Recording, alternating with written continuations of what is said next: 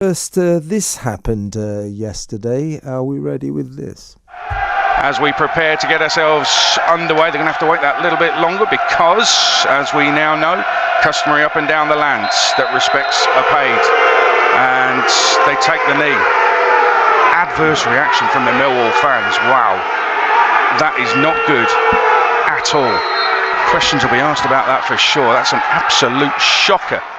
That was commentator Adrian Durham from TalkSport's Game Day live coverage of yesterday's match at the Den, where Millwall and the opponents took the knee for Black Lives Matter, as happens at every match now in the professional leagues. And the fans allowed back into the ground for the first time since the coronavirus crisis began way back in March, registered their complaints by booing this gesture.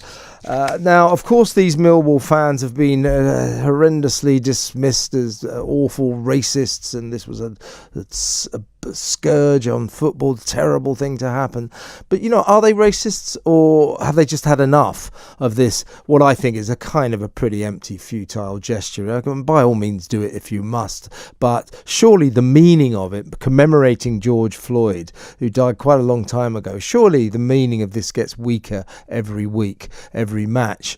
Is it fair to dismiss these Millwall fans for booing, and will it happen a bit more in the future? Because it's the authorities seem to be very keen on this weekly or this every match gesture, take the knee. The fans, not so much.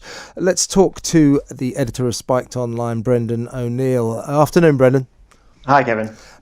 Your feelings, is it fair to dismiss these fans as just racists, or are they just fed up with this gesture that seems to have been going on forever? I think they're possibly just asking how much longer are players going to take the knee before every match?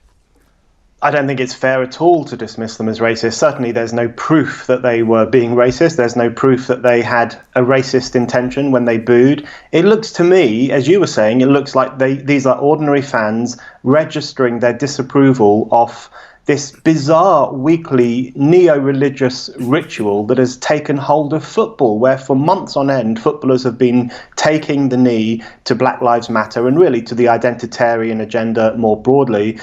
Football has been completely swallowed up by this bizarre woke ideology. And I think what's really remarkable about the Millwall fans booing is that, as you say, this was the first time fans were allowed back to games. They'd been expelled from football for the past few months because of lockdowns. And that means that football could be taken over by these nutty ideologies that the BBC loves and the Guardian loves.